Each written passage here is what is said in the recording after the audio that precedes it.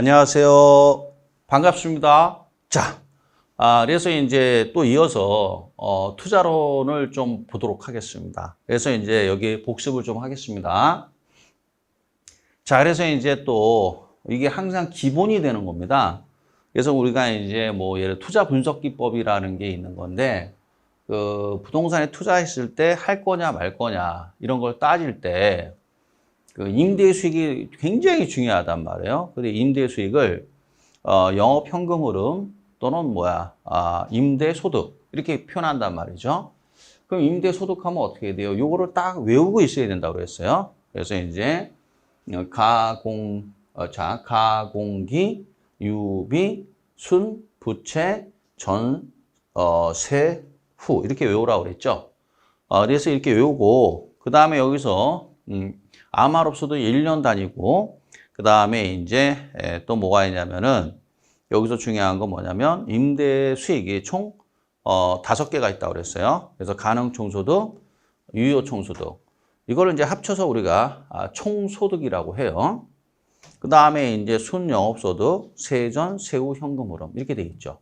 요 5개를 우리가 임대 수익 또는 임대 소득 이렇게 표현을 합니다.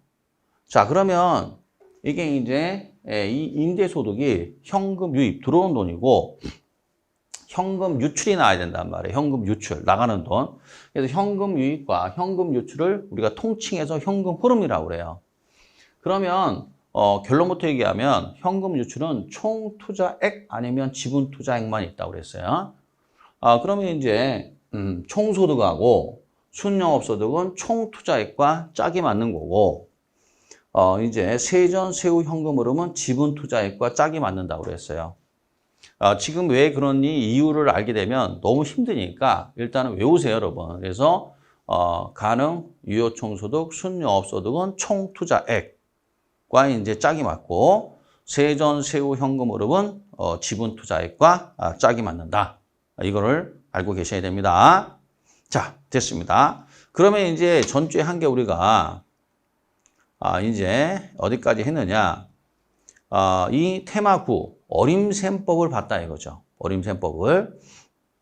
그래서 이제 여기 보면 이 수익률이 여기서 이제 보면 2개가 있는데 중요한 수익률이 요 총투자 수익률과 자기자본 수익률 또는 자기자본을 다른 말로 지분이라고 그래요. 지분.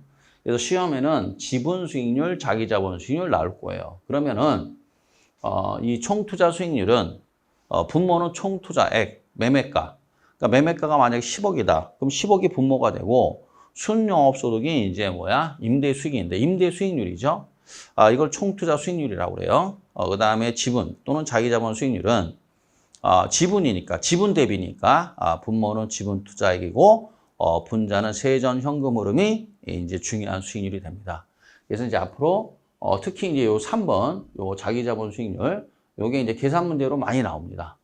많이 나오니까, 지금은 뭐 그거 볼 필요 없고요. 뭐 그렇다 정도만 알고 계시면 되겠어요.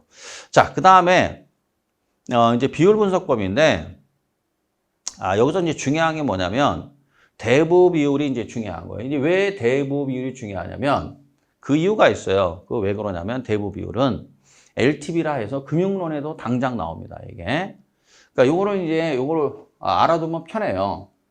만약에 이제 자산 이퀄 부채 더하기 지분이란 말이에요. 자본, 자 보세요. 자본, 지분, 자기자본 모두 같은 말이에요. 부채나 뭐 융자액이나 같은 말이잖아요. 근데 만약에 자산이 총 투자액이 될 수도 있고 총 자산이 될 수도 있고 부동산 가격, 매매가가 될 수도 있단 말이에요. 만약에 10억에 투자했다. 임대부동산에 10억에 투자했다. 그럼 10억을 뭐라고 그래요? 자산 또는 총자산 또는 부동산 가격이 자산이 되는 거죠. 오케이. 그러면 이제 차입을 했다. 은행에서 대출 얼마 받았냐? 5억을 받았다. 5억을 뭐라고 그래요? 부채 또는 융자액이라 하죠. 그럼 내 돈이 들어갔을 거 아니에요? 그 내 돈이 뭐예요? 내 돈을 우리가 자기자본 지분이라 한단 말이에요. 얼마요? 5억이죠. 그러면 자산 이퀄 어떻게 돼요? 부채 더하기 지분이죠. 자산 이퀄 뭐라고요? 부채 더하기 지분. 이걸 알고 계시면 편안해요. 그러면 흔히 얘기하는 대의보 비율 또는 LTV라는 게 뭐냐? LTV라는 건 이 전체 가액에서 뭐가 차지하는 비율? 요 융자액이 차지하는 비율이에요. 이걸 우리가 뭐라고 그래요? 요거를 LTV라고 그래요. 그럼 만약에 10억이다. 그렇죠? 얼마죠, 지금? 5억이잖아요. 5억이잖아요. 전체 10억 중에서 5억이 부채란 뜻이죠. 그럼 얼마예요? 0.5, 50%가 되겠죠. 그럼 LTV가 뭐야? 50%가 되는 거예요. 그러니까 보통 LTV가 50%라는 건 무슨 뜻이냐? 이 전체 가격에서, 부동산 가격에서 50%가 뭐야? 부채란 뜻입니다. 이게 LTV가 50%다. 만약에 이제 LTV가 70%다. 그러면 이제 어떻게 될까요? 그럼 10억에서 5억이 아니라 이제 7억이 뭐가 돼요? 이제 부채가 되겠죠. 이거 10분의 7이니까 0.7, 70%가 되겠죠? 이게 이런 뜻이란 말이에요. LTV가 70%라는 건 전체 가액에서 7억이 뭐란 얘기예요? 부채란 뜻이고, 만약에 50%라는 얘기는 전체 가액에서 5억이 이제 뭐야? 전체 가격이 50%니까 5억이 되지 않습니까? 그 5억이 부채가 된다. 그래서 이제 이때 흔히 쓰는 게 LTV가 50%다, 뭐 LTV가 70%다 이런 표현을 쓰는 겁니다. 그래서 요 정도 이렇게 용어 정도만 알고 계시면 되겠습니다. 자, 그 다음에 또 뭐가 있냐면은 좀 내려가면 이제 부채 비율이라는 게 있어요. 부채 비율. 이거 시험 잘 나오죠. 부채 비율하고 이제 부채 감당률이 잘 나오는데, 이 부채 비율이라는 게 뭐냐? 이거를 그냥 이렇게 놓고 보면 이해가 안 되죠. 예를 들어 이거 가지고 하면 또 훨씬 편해요. 이거 갖고. 아까 뭐라 그랬어요? 여기 10억이고 억 이하 절사했습니다. 요게 5억이고 요게 5억이다. 그러면 이제 부채 비율이라는 게 뭐냐? 부채 비율 잘 보세요. 자, 부채 비율이라는 것은 이렇게 쓰잖아요. 그러면 이제 율이나 비율이 나오면 앞에다 슬래시 딱 그으면 되는 거예요. 이렇게 앞에다가. 그러면 요 앞에 있는 이 부채가 뭐야? 요게 분자가 되는 거예요. 뭐라고요? 분자. 앞에 있는 게 분자예요. 예를 들어서 여러분 보세요. 2분의 1이나 2 슬래시 1이나 같은 말이죠. 요게 뭐죠? 분자가 되는 거죠. 그래서 부채가 분자가 돼요. 그래서 부채가 분자가 되는 겁니다. 그래서 부채 나누기 뭐야? 지분이에요. 뭐라고요? 부채 나누기 지분이 뭐야? 부채 비율이에요. 이게. 그러니까 부채 비율이 몇 프로예요? 5분의 5니까 1이죠? 1이니까 100%가 되는 거죠. 그럼 부채 비율이 100%라는 건 무슨 뜻이냐? 내 돈의 한 배가, 지분의 한 배가 뭐야? 부채다 이런 뜻이에요. 만약에 이게 이제 10억이 되면 어떻게 될까요? 10억이 되면 이게 2가 되잖아요. 그렇죠? 그럼 200%가 돼요. 부채 비율이 200%라는 건 무슨 뜻이에요? 내 돈의 지분의 2배가 융자액 부채다 이거죠. 그때 쓰는 게 뭐야? 부채 비율이라고 해요. 그래서 부채 나누기 지분. 그렇죠? 부채 비율이니까 이걸 생으로 안 외워져요, 이게. 그러니까 주먹구시로 공부하면 안 됩니다. 그래서 이제 그냥 부채, 이건 이제 앞에 있는 게 부채가 이제 분자가 돼요. 그래서 부채 나누기 뭐야? 지분. 요게 뭐다?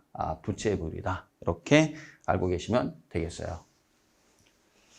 자, 이제 이런 걸 우리가 따지는 이유가 이제 뭐 여러 가지가 이유가 있는데 뭐 지금 이야기하면 여러분 힘들 테고 그래서 이제 보면 결국은 이런 거를 보고 우리가 이 투자 대상 물건이 이제 그 어떤 상태가 어떤 상태냐 경제적인 측면에서 뭐 이런 거를 우리가 이제 따지는 겁니다.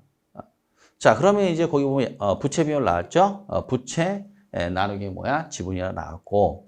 그래서 이렇게 됐고요. 그 다음에 요거는 이제 놔두십시오. 이게 이제 기본서 강의할 때 해드릴게요. 자, 부채 감당률이라는 게 이제 나와요. 부채 감당률이 뭐냐면 여기 나오죠. 부채 감당률이라는 게 뭐냐면 우리가 외울 때 어떻게 했어요? 가공기, 유비, 순부채, 전세후 이렇게 외웠잖아요. 그래서 순부채 이렇게 하시면 돼요. 뭐라고요? 순부채. 자, 그래서 이제 순영업소득이 여기가 순영업소득이 부채 서비스액의 몇 배이냐. 요거를 나타내는 게 부채 감당률이라는 거예요. 그러면 이제 예를 들어서 이게 이제 무슨 말이냐 이제 좀 설명해 드릴게요. 이 순영업소득이 참 중요한 거예요. 이거 순영업소득 줄여서 이제 순소득이라 하는 건데 왜 이게 임대 소득 중에서 중요한 소득이냐? 이 순영업소득을 가지고 임대 수익을 가지고 이걸 가지고 이제 원리금도 갚고 세금도 내는 겁니다. 그러니까 뭐 예를 들어서 이런 얘기예요. 이제 배우자가 이제 만약에 외벌이를 하신다 하면 배우자의 월급이 있잖아요. 그 월급에서 뭘 해야 돼요?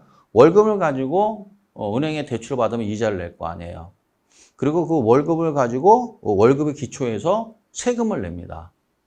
그럴 거 아닙니까? 그럼 개인 입장에선 그 월급이 중요한 거죠. 그러니까 연봉이죠. 쉽게 말하면 그 연봉이 굉장히 중요한 거죠. 그 연봉을 갖고 먹고 사는 거 아니에요. 그러면 생활비, 그 다음에 은행의 이자, 세금 다 뭐로 갚습니까? 월급으로 갚는 거 아니에요. 그러면 마찬가지로 이 부동산의 임대 물건에서 가장 중요한 소득이 순영업소득이에요.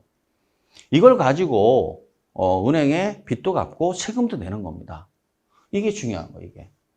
그럼 여기서 마이너스 부채 서비스액인데 이게 부채 서비스액이 뭐죠? 원리금이 되는 거 아니에요, 원리금.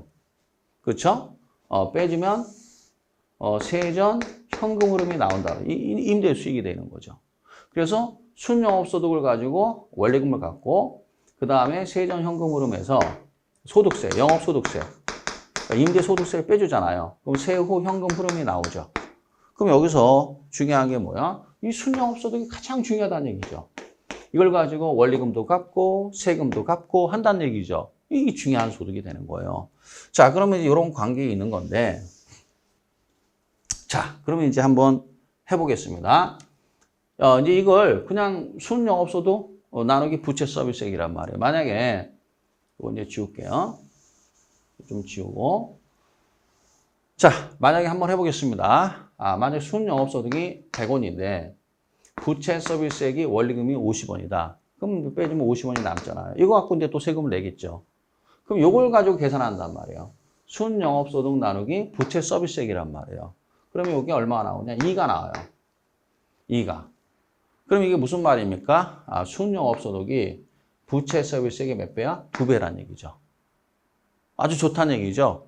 그러니까 월급 가지고 빚 갚는데 아무런 문제가 없다는 얘기죠.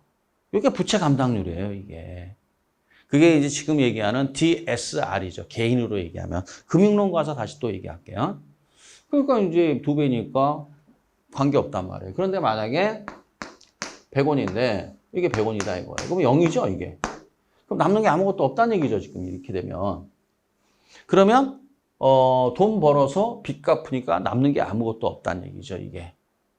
이렇게 되는 거예요. 그럼 이거는 뭐야? 망조가 든 거죠, 망조가. 그럼 세금은 무슨 수로 냅니까? 망조 들었다는 얘기 아니에요? 그럼 이 경우는 얼마야? 1이 되는 거예요. 그러니까 순영업소득이 부채 서비스액의 1배라는 얘기죠. 이게 이 뜻입니다. 당연히 그래서 이 부채 감당률을 어떻게 해야 돼요? 1보다 커야 된단 말이에요. 1보다 크다는 얘기는 얘가 더 크다는 얘기가 아니라 크게 나와야 된다는 얘기예요. 그래서 뭐라고 되어 있어요? 2번에 보면 부채 감당률 1보다 작으면 또는 1에 가까우면 1보다 작다는 이건 뭐 망했다는 얘기입니다. 한마디로 이제 그 임대 물건은 내 게 아니라 은행 거라는 얘기. 은행에서 경매 붙일 거 아닙니까? 그래서 1보다 작다라는 거는 투자로부터 발생하는 순영업소득이 부채 서비스액을 감당할 수 없다. 한마디로 더 쉽게 얘기하면 뭐예요? 임대소득으로 빚을 갚을 수가 없다. 그래서 이 물건은 소유자는 나지만 결국은 실질적인 건 누구 거다? 은행 거다 이거죠. 은행이 경매에 붙일 거 아닙니까? 그렇겠죠? 그러면 이제 경매에 붙이면 뭐 다 날아가는 거죠. 지금 그런 분들이 여기저기서 나타나고 있죠. 이게 안타까운 일인데 그래서 이제 우리가 부채를 이제 좀 더 유식하게 레버리지라 하는 건데 이 전세보증금도 갭 투자할 때 전세보증금이 집주인 입장에서는 투자자 입장에서는 부채입니다. 레버리지예요. 이런 걸 잘 생각을 하고 갭 투자를 해야 되는 거지. 그렇지 않으면 어떻게 해야 돼요? 폐가 망신하는 겁니다. 잘못하면 신용불량자 될 수 있다는 얘기예요. 그 얘기는 이제 우리 측에서는 뭐라고 썼어요? 이렇게 쓰는 거예요. 부채 감당률이 1보다 작으면 순영업소득이, 임대소득이 부채 서비스액을, 원리금을 감당할 수 없다. 그래서 그 투자 대상 물건은 내게 아니라 은행 거고 나는 투자자는 뭐야? 신용 불량자가 될 수 있다를 이렇게 표현한 겁니다. 이렇게. 그래서 이제 이런 걸로 좀 우리가 하나씩 보는 겁니다. 이렇게. 자, 뭐 이 정도 보시면 되겠습니다. 그래서 이제 여기서는 중요한 건 이제 뭐야? 이제 이 비율 분석법이라는 데서는 중요한 건 이제 다시 좀 보면 일단은 LTV라는 게 중요한 거죠.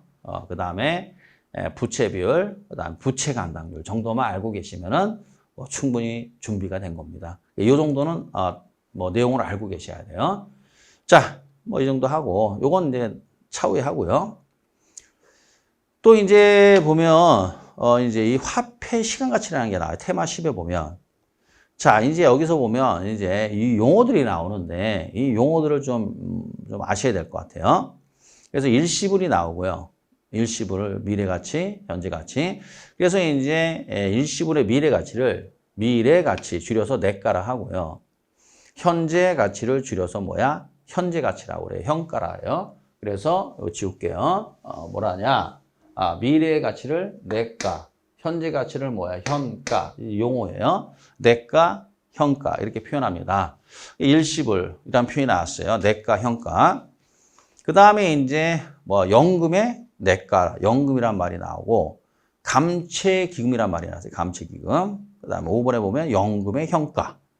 그 다음에 저당상수가 나왔어요. 저당상수. 자, 그러면 이제 이게 뭐냐? 이게 용어만 좀 보겠습니다. 우리가 이제 보통 주담대라 하죠. 주택담보대출을 일으켰을 때 이제 보통 원리금 균등상환 조건이에요. 조건이 뭐냐면 원리금 균등상환 조건이라고 그래요. 이 상환 조건으로 많이 빌립니다. 가장 많이 빌리는 게 이 원리금 균등상환 조건이에요. 그러니까 원리금이 일정한 상환 조건이다. 이런 얘기예요. 이거 보통 이렇게 이거로 많이 빌려요. 그러면 이제 어떻게 해야 돼요? 이 원리금을 계산해야 돼요. 원리금을. 그때 쓰는 게 바로 이 저당상수라는 겁니다. 산식은 지금 모르셔도 됩니다. 그래서 대출액에다가 저당상수 곱하면 원리금이 나오는 거예요.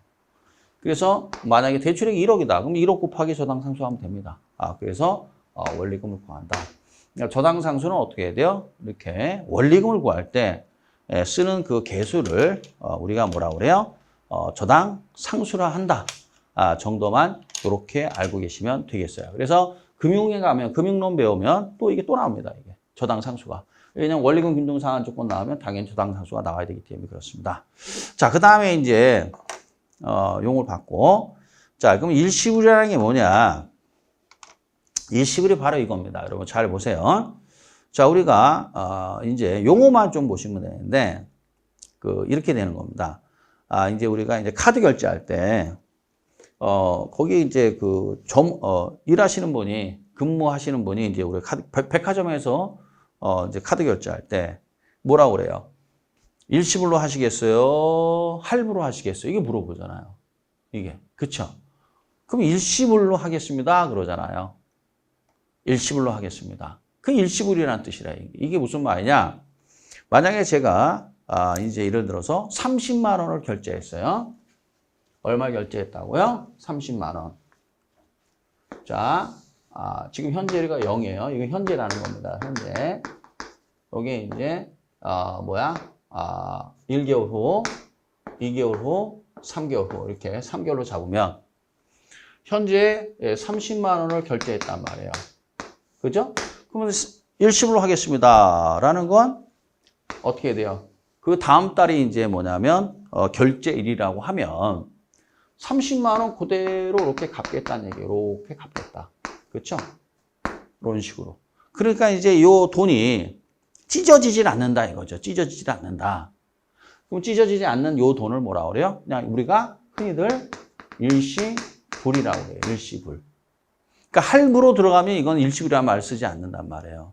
이걸 일시불이라고 그래요. 근데 만약에 30만 원을 결제했는데 무이자 할부래요. 예를 들어서 흔히들 무이자 할부 많이 쓰잖아요. 근데 그럼 3개월 무이자 할부래요. 그럼 어떻게 갚아요?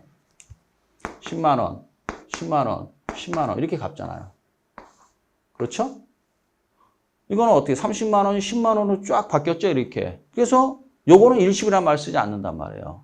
요거는 무슨 말 아시겠죠? 요건 일시불이라는 말 쓰지 않아요. 이게 일시불이 되기 위해서는 어떻게 해야 돼요? 이렇게 30만 원이 그대로 30만 원 결제되면 그러니까 요 30만 원이 그대로 움직이는 거죠. 요걸 우리가 일시불이라는 말을 써요. 자, 그 다음에 이제 또 뭐가 나오냐?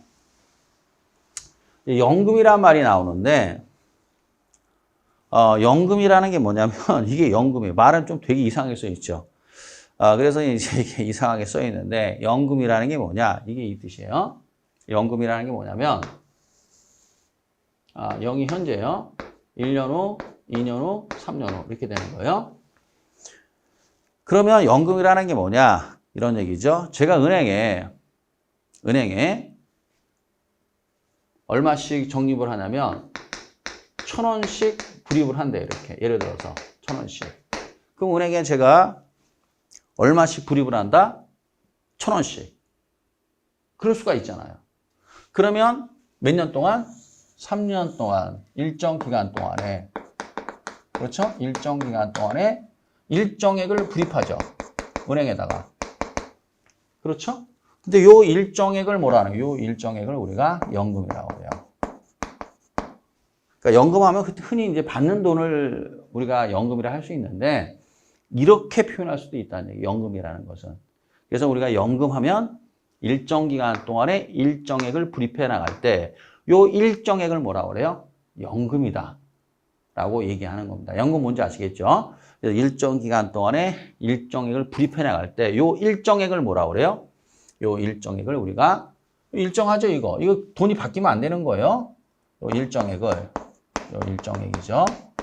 그래서 요거를 우리가 뭐라고 그래요? 연금이라고 그래요. 그래서 일정 기간 동안 일정액을 불입해 나간다. 그럼 요 일정액을 뭐라 한다? 연금이라 한다. 이렇게 표현하는 겁니다. 자, 그 다음에 이제 감채기금이라는 건 여러분들이 그냥 적금 불입액이다. 이렇게 알고 계시면 되겠어요. 여러분 적금들 하시잖아요. 그렇죠? 근데 이 적금을 들었을 때 매기 적금을 이제 입금시키잖아요. 그렇죠? 그 적금액을 우리가 뭐라고 그래요? 감채기금이라고 그래요. 여러분들은 그냥 감채기금 하면은 적금에 가입했을 때 그 불입액을 뭐라 한다? 감채기금이라 한다. 그래서 적금 불입액 요게 나와야 돼요. 그래서 감채기금 나오면 뭐가 나와야 돼요? 적금 넣을 때 그 불입액이다. 적금 불입액. 그쵸? 만기가 10년이고 1억을 이제 탄다 합시다. 10년 후에 1억을 탄다. 그런데 매기 일정액을 불입하잖아요. 그 일정액, 적금 불입액을 우리가 뭐라고 그래요?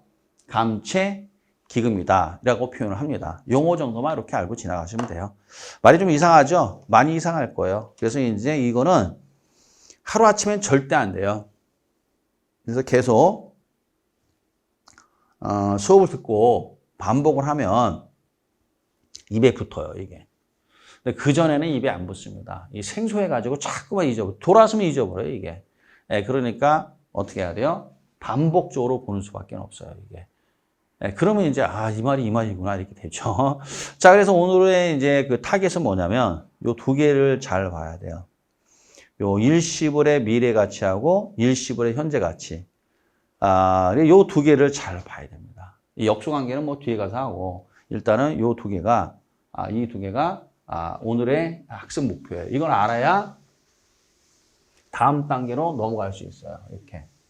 자, 그럼 여기서 중요한 게 일시불의 내가계수와 일시불의 현가계수인데, 이게 도대체 무슨 말이냐 이거죠. 이게 무슨 말이냐. 이 산식은 지금 모르셔도 되겠다 이거예요. 의미를 알아야 되니까. 그래서 이제 의미도 모르고 무턱대고 외우는 거 좋아하는 분들은 해마다 반복되고 있어요. 그래서 34회 역시 시험 끝나고도 마찬가지죠. 암기 위주로 공부한 분들은 점수가 기대만큼 안 나왔다 이거죠. 이게. 뭐 작년에도 그렇고 재작년도 그렇고 계속 마찬가지예요. 이게. 그래서 이제 어느 정도 이해를 하고 그 다음에 암기를 하셔야지 암기만 하면은 어디다 적용하는지를 몰라서 무의미한 공부가 돼요. 그게. 그러니까 그거는 잘 감안을 하시면서 공부하시기 바랍니다. 자, 그러면 일시불의 미래 가치는 뭐고 일시불의 현재 가치는 뭐냐? 이제 더 해드릴게요. 자, 0이 있다. 현재요. 요게 1년 후고 10%가 이제 이자율이다. 이자율이 10%다 할 때 만약에 얼마가 있냐면 현재 1,000원이 있다. 이거. 얼마? 1,000원. 그럼 요 1,000원은 뭐요? 일시불의 현재 가치가 되는 거죠. 일시불의 뭐라고요? 현재 가치. 현재 있으니까 현재 가치죠. 근데 이자율 10%로 예금을 했다 이거예요. 은행에다가. 그럼 1년에 얼마 줘요? 원금 요 1,000원과 1,000원에 10%니까 100원이 주겠죠. 100원이 이자죠. 원금이 잘 쓸게요. 죄송합니다. 그러면 이제 원금은 얼마야? 1,000원이고 이자가 100원이 붙죠. 그럼 합계가 얼마죠? 합계가 더하니까 1,100원이 되는 겁니다. 이렇게. 그렇죠? 그럼 요거는 현재 가치야, 미래 가치야? 요건 1년 후니까 미래 가치가 되는 거예요. 돈은 현재 가치와 미래 가치밖에 없어요. 현재는 현재 가치고 한 달 후든 1년 후든 10년 후든 미래면 다 미래 가치예요. 1년 후니까 이건 미래 가치가 되겠네요. 그러면 이자율이 10%일 때 현재 1,000원은 1년 후에 1,100원이죠. 그렇죠? 네, 이렇게 된단 말이에요. 요거는 뭐야? 현재 가치. 요거는 뭐야? 미래 가치. 이렇게 된단 말이에요. 근데 이게 1년이면 이렇게 쉽게 금방 구하는데 맞아 2년, 3년이다. 그럼 골치 아프잖아요, 이게. 이렇게 금방 계산하기가. 그래서 이제 어떻게 하느냐? 빨리 하는 방법을 알려드릴게요. 자, 산식은 됐고, 산식은 나중에 보기로 하고, 자, 이렇게 하면 돼요. 1년 후, 2년 후만 합시다. 그러면 이제 1년 후에는 1,100원이라는 알겠는데, 2년 후 얼마냐 이거죠, 이제. 이게 헷갈리는 거 아니에요? 어떻게 하면 되냐면, 무조건, 요걸 구할 때, 1 플러스 이자율을 해주면 돼요. 이자율이 10%가 0.2잖아요? 그럼 1.1이 되겠네요. 맞죠? 그럼 끝났어요. 곱하기로 가는 거예요. 곱하기 1.1 해보는 거예요. 이렇게. 1,000원 곱하기 1.1 얼마야? 1,100원이죠. 또 곱하기 1.1을 하면 뭐야? 1,210원이 나와요. 요거는 현재 가치야, 미래 가치야, 미래 가치. 이렇게 되는 거죠. 그럼 현재 1,000원이 1년 후는 얼마야? 이자율이 10%일 때 뭐라 그래? 이거를 1,100원. 2년 후에는 1,210원이 돼요. 곱하기 1.1을 계속 해 나가면 되는 거예요. 이렇게. 이자율이 10%라고 할 때 만약 이자율이 20%다. 그럼 곱하기 1.2를 하시면 돼요. 이자율이 5%다? 1.05를 하면 돼요. 이게 커져간다는 얘기죠. 이렇게. 그러면 여기는 뭐 100원에 이자가 붙었죠. 여기 210원에 이자가 붙었잖아요. 그래서 이 이자를 우리가 복리이자라고 그래요. 복리이자. 그래서 이제 복리란 말이 나와요. 자, 우리가 이제 단리와 복리가 있는데 그냥 단리라는 건 설명해 드릴게요. 단리가 있고 헛단자 이자 있자요. 복자는 중복할 때 복자예요. 이자 이자. 그래서 이제 단리라는 것은 원금만이 이자를 발생시킨다는 얘기고요. 복리라는 건 원금과 이자가 같이 이자를 발생시킨다는 거예요. 그러니까 우리가 예금을 들 때 단리 예금보다 복리 예금이 좋죠. 이자를 더 많이 받으니까. 그냥 우리는 아무 말 없어도 복리예요. 그러니까 여러분들은 아무 말 없어도 복리다. 복리가 뭐다? 원금과 이자가 같이 이자를 발생시킨다. 이렇게 알고 계시면 돼요. 편안하게. 그래서 이제 이렇게 알아들으시면 되겠어요. 그러면 이제 이거를 우리가 뭐라 복리 이자율이라고 그래요. 그럼 복리 이자율 10%잖아요. 그러니까 1 플러스 0.1하니까 1.1이 되잖아요. 1.1배씩 커진다는 얘기죠. 그러면 요때 요 두 개를 1,000원에다가 자, 1,000원 현재 가치에다가 요 현재 가치예요. 1.1을 두 번 곱했으니까 1.1에 제곱을 했다는 얘기죠. 그랬더니 1,210원이 됐잖아요. 그쵸? 요 이해되십니까? 그러면 요 1.1의 제곱을 뭐라 하냐? 요게 뭐라고 그래? 이거 내가잖아요. 내가를 구하는 계수다. 일시불의 이걸 내가계수다 그래요. 일시불의 무슨 계수다? 내가계수다 그래요. 그래서 우리가 일시불의 내가계수라는 건 요 내가를 구하는 계수다. 그러니까 현재 가치 곱하기 일시불의 내가계수를 곱하면 뭐가 나오는 거예요? 이렇게 내가를 쉽게 구할 수 있다. 뭐 이런 맥락이에요. 이 정도만 개념만 알고 계시면 되겠어요. 알았죠? 자, 그리고 난 다음에 이번에는 이제 뭘 하는 거냐면 할인이라는 게 중요한 게 이제 할인이라는 거예요. 할인. 할인이 뭐냐 이거 할인. 이게 중요한 거예요, 사실. 그러니까 우리는 이제 이자보다는 할인율이 더 중요해요. 우리한테는. 무슨 말이냐? 요 미래 가치를 현재 가치로 바꾸는 거예요. 할인이란 말이 나오면 미래 가치를 뭐로 바꾼다? 현재 가치로 바꾸는 걸 할인이라고 그래요. 그럼 뭐 1210원이 뒤로 가니까 다시 1000원 되는 거 아니에요. 그래서 미래 가치가 다시 현재 가치 가는 걸 뭐라고 그래요? 이거를 할인이라고 그래요. 그러니까 방향을 잘 봐야 돼요. 현재 가치가 미래 가치로 할 때는 뭐야? 이자율. 미래 가치를 현재 가치로 올 때는 할인율. 이렇게 되는 거예요. 이렇게. 자, 그러면 이제 어떻게 하는 거냐? 이때는 이제 어떻게 보면 되냐면 나누기로 하면 돼요. 곱하기로 왔으니까 나누기 1.1을 하면 돼요. 자, 계산기 한번 꺼내 보십시오. 없는 분들은 스마트폰으로 하시면 돼요. 자, 스마트폰 딱 꺼내가지고 1210원 누른 다음에 나누기 1.1을 해보세요. 그럼 얼마 나와요? 1100원이 나온다고요. 또 나누기 1.1을 해보세요. 그럼 얼마 나와요? 그러면 1000원이 나옵니다. 이렇게. 곱하기로 갔으니까 나누기로 오는 거예요. 이렇게. 요거 1이죠. 예. 그래서 이제 이때는 이제 뭐라고 그래요? 할인이라 합니다. 그러니까 할인이라는 건 뭐야? 미래 가치를 현재 가치로 만드는 거예요. 그래서 요 내용이 제일 중요한 거예요. 그래서 현재 가치를 미래 가치로 바꾼다? 그럼 1 플러스 이자율만큼 곱하기로 가는 거고, 만약에 미래 가치가 현재 가치로 온다? 그럼 1 플러스 할인율이라고 그럴 때는 할인율이라고 그래요. 이때는 이자율. 이거는 뭐야? 할인율. 할인율만큼 1 플러스 할인율만큼 나누기로 가는 거예요. 그러면 이제 온단 말이죠. 현재 가치가 미래 가치로 가면 커지죠? 복리이자가 붙으니까. 근데 미래 가치가 다시 현재 가치로 올 때는 할인할 때는 복리이자가 빠지니까 작아지는 거예요. 이렇게. 자, 그러면 이제 한번 해봅시다. 그러면 1210원이 뭐야? 요 1210원은 현재 가치의 미래 가치요? 미래 가치란 말이에요. 미래 가치. 예, 곱하기 이제 나누기를 곱하기 원래는 어떻게 돼요? 나누기 1.1에 제곱하면 얼마가 나와요? 하면은 1000원. 이거 1000원이 나오지 않습니까? 1000원이 뭐야? 요거는 현재죠. 현재 가치. 그래서 요 1.1의 제곱이 요거를 내가계수로 한단 말이에요. 죄송합니다. 이거 현가계수로 하는 건데 이거 헷갈린단 말이죠. 이 나누기를 하면 골치 아파요. 왜냐하면 1.1의 제곱도 내가계수도 1.1의 제곱이었잖아요. 그래서 이걸 어떻게 곱하기로 바꾸면 요게 곱하기로 바꾸면 이렇게 되는 겁니다. 곱하기 1.1의 제곱분의 1이 된단 말이에요. 곱하기로 바꾸니까 나누기를. 그러면 이렇게 되잖아요. 이렇게. 요거는 뭐라고 그래요? 우리가 현가계수라고 그래요. 뭐라 한다? 현가계수. 그래서 내가를 현재 가치로 바꿔주는 계수, 현가계수. 일시불의 현가계수. 이런 표현을 쓴단 말이죠. 이렇게. 자, 그래서 이제 결국 좋다 이거예요. 그래서 어떻게 되느냐. 요게 단순하게 요거만 알아야 돼요. 자, 현재 가치를 미래 가치로 전환하시오. 그러면 기간하고 이자율만 알면 되는 거예요. 그래서 만약 이자율이 10%다. 기간은 2년 후다. 그러면 곱하기 1.1, 곱하기 1.1 두 번 하면 되는 거죠.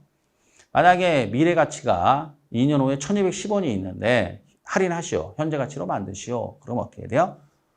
나누기 1.1로 하면 되는 거예요. 1.1을 몇 번 해야 돼요? 2번 해야죠. 기간이 2년이 2번이니까. 이렇게 해서 복리이자 또는 미래 가치, 현재 가치를 미래 가치를 현재 가치로 왔다 갔다 하는 거예요. 이렇게. 이게 아주 기본이에요. 가장 기본이에요. 이 개념이. 뭐 어려운 내용도 아닌데 이 자체를 생각하기 싫어서 그런 것 같은데 요거만 알면 뭐 이제 앞으로 할인하면 뭐가 나? 미래 가치를 뭐로 만든다? 현재 가치로 만든다. 이걸 뭐라 한다? 할인을 하고 곱하기다, 나누기다, 나누기다. 이렇게 생각하시면 돼요. 우리한테는 이게 중요해요. 할인이 중요하기 때문에 할인하시오. 그러면 어떻게 해야 돼요? 여기 보세요. 미래 가치를 현재 가치로 만드는 걸 뭐라 한다? 할인을 하고, 자, 곱하기야, 요거 지워버려요. 헷갈리겠네요. 자, 곱하기예요, 나누기예요? 나누기로 온다. 나누기로. 까지.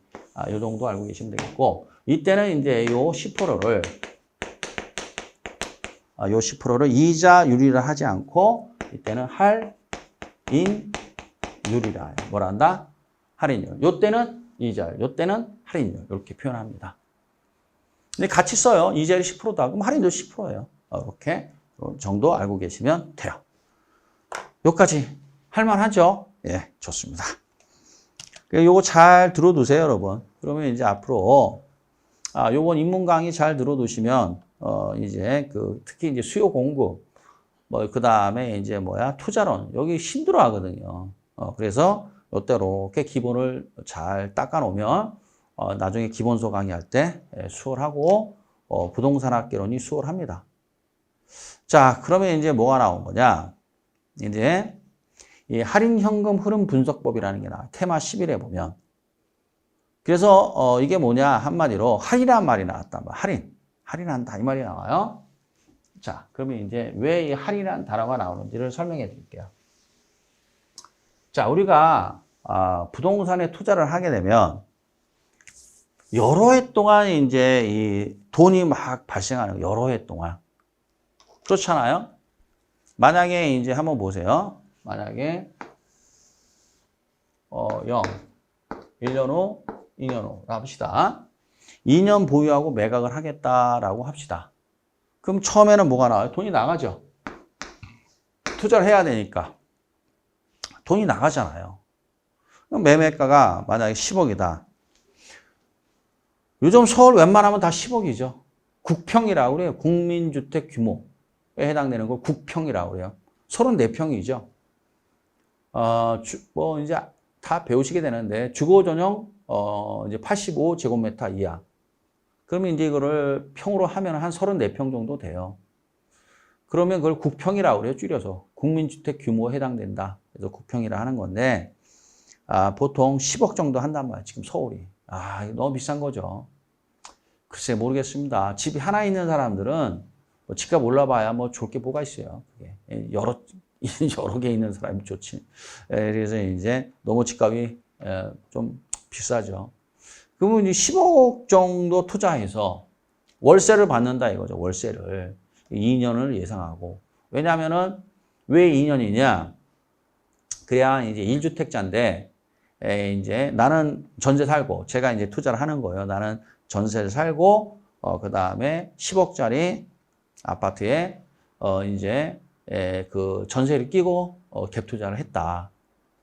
그럼 여기서 이제 발생하는 게 뭐예요, 여러분? 이제 만약 매매가가 10억이면 전세 보증금도 다 빚이니까 총 투자액이 무조건 얼마 들어가요? 10억이 들어간단 말이에요, 이게. 그럼 10억을 이제 어떻게 해야 돼요? 현금 유출이 되는 거죠. 물론 이제 여기서 전세 보증금 빼고 내 돈 이렇게 따지는데 그건 차치하고 따지지 말고 일단 10억이 들어가야 되잖아. 이걸 현금 유출이라고 그래요. 그러면 이제 우리가 임대 수익은 1년 단위로 계산한다고 그랬잖아. 월세 100만 원이다. 월세를 보증금 빼고. 왜냐하면 말을 잘못 설명했네요. 죄송해요, 여러분. 내가 자꾸만 갭 투자가 헷갈리네요. 자, 다시 정리할게요. 제가 이제 죄송합니다. 제가 이제 어떻게 해야 돼요? 그림을 쓸까요? 제가 갑이라 할게요. 갑이 내가 이제 어떻게 해야 돼요? 여기 전세로 살고 있단 말이에요. 전세. 이건 무주택자죠, 일단. 플러스 이제 뭐야? 아파트 하나를 더 투자했다 이거죠. 하나 이게. 그래서 요거는 뭐야? 보증금이 1억에다가 월세가 뭐야? 월세가 100만 원짜리 투자를 했는데 2년 보유하겠다. 그럼 왜 2년을 보유하냐면은 그래야 이제 뭐가 있냐면은 우리가 서울 아니고 이제 규제죠. 서울. 그거는 이제 세법을 좀 봐야 되는데 어찌됐건 간에 서울이 아니면 수도권이 아니면 2년 맞아. 이 수도권이 참 저도 이거 문제가 많습니다. 죄송합니다. 일정한 지역만 2년 보유에 2년 거주를 해야 될 겁니다. 아, 규제 지역이네요. 제가 이렇습니다. 여러분 죄송합니다. 지금 규제 지역이 어디냐면은 강남구, 서초구, 송파구, 그다음 용산구가 규제 지역이거든요. 그러면 이제 규제 지역이 아니면 제가 알기로는 만약에 규제 지역이 아니다. 그러면 2년 보유만 하면 됩니다. 2년 보유만 하면 양도세가 비과세합니다. 2년 보유만 하면 물론 9억인가 한계가 한정돼 있지만은 어찌됐건 간에 비과세를 맞아요. 그래서 보통 몇 년을 가져요? 2년을 보유하는 거예요. 그래 양도세 비과세 맞으니까. 그래서 보통 2년을 합니다. 흔히들. 자, 어찌됐건 간에 그렇습니다. 그러면 내가 여기다가 이게 10억이다 이거. 얼마짜리다? 10억. 이 10억이 뭐야? 현금. 이게 뭐야? 현금. 뭐가 돼요? 유출이 되는 거예요. 그렇죠? 그 다음에 이제 어때요? 월세가 100만 원이니까 1년 후에 1200만 원. 또 2년 후에 1200만 원의 월세가 들어오잖아요. 그렇죠? 그리고 매각을 한다. 이걸 던진다. 던지면 어때? 양도 차익이라는 게 또 생기잖아요. 뭐 양도 차익이 뭐 기분 좋게 한 2억 정도 나왔다. 그럼 요거는 뭐예요? 요거는 들어오는 돈이죠. 나한테. 이걸 뭐라 그래요? 현금 유입이다. 이렇게 설명한단 말이죠. 뭐라 한다? 현금 유입이다. 이렇게 설명을 해요. 그러면 이제 어떻게 해야 돼요? 이 현금 유출과, 이거 지워도 되죠? 현금 유출과 이 현금 유입을 통칭해서 이걸 뭐라고 그래요? 현금 흐름이라고 그래요. 뭐라고 그래요? 현금 흐름. 이렇게 생긴단 말이죠. 현금 흐름을 분석을 하겠다. 그런 얘기예요. 그런데 여기서 또 헷갈리는 게 뭐냐면 요거는 현재 가치란 말이에요. 현재 가치. 그렇죠? 이거는 뭐야? 이거는 미래 가치예요. 왜? 1년 후, 2년 후니까. 이게 예상을 했는데. 그러면 이 돈이라는 놈은 자, 아까 봤지만 1,000원이 현재 가치잖아요. 1년에 1,100원 되잖아요. 2년 후엔 1,210원 되잖아요. 그러니까 이 돈이라는 놈은 이게 시점을 통일시켜야 돼요. 시점을 통일시키지 않으면 더하기 빼기를 못해요. 더 쉽게 얘기해 드릴게요. 만약에 더 쉽게 현재가 있고 5년 후, 이게 미래예요. 5년 후 1억 마이너스 현재 2천만 원은 현재 8천만 원이다. 요 셈법이 맞을까요? 안 맞을까요, 여러분? 요 셈법이 틀렸다 이거예요. 이 셈법은. 이건 5년 후니까 미래 가치죠. 얘는 현재 가치죠. 시점이 다르죠. 더하기 빼기를 못해요. 돈이라는 놈은. 그래서 이 돈이라는 놈은 더하기 빼기를 하기 위해서는 시점을 맞춰야 돼요.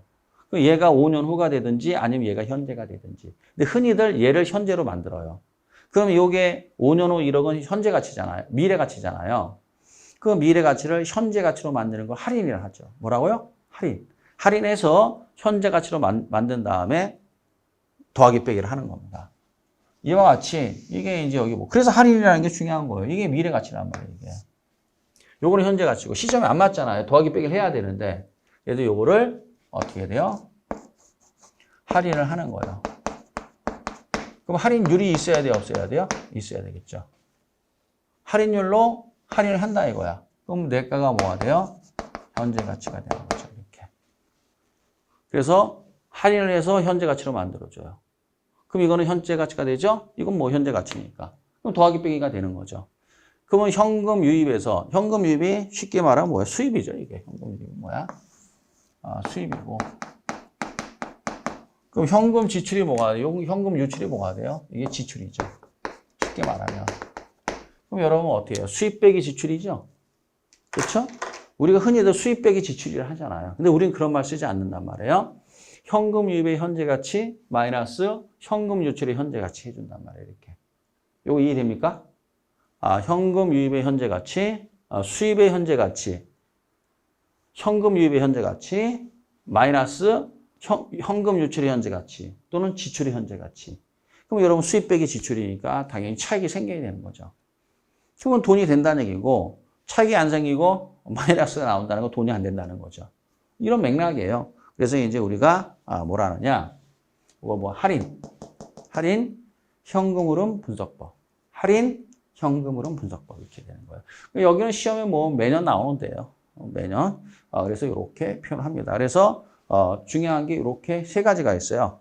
세 가지가 있는데 요거는 이제 할인 알겠죠, 여러분? 그래서 이제 우리한테 중요한 건 여기 보면 여기 현재 가치 됐죠. 현금 유입의 현재 가치, 수입의 현재 가치, 현금 유출의 현재 가치, 지출의 현재 가치. 수입 빼기 지출이니까 꼭 현재 가치가 돼야 돼요.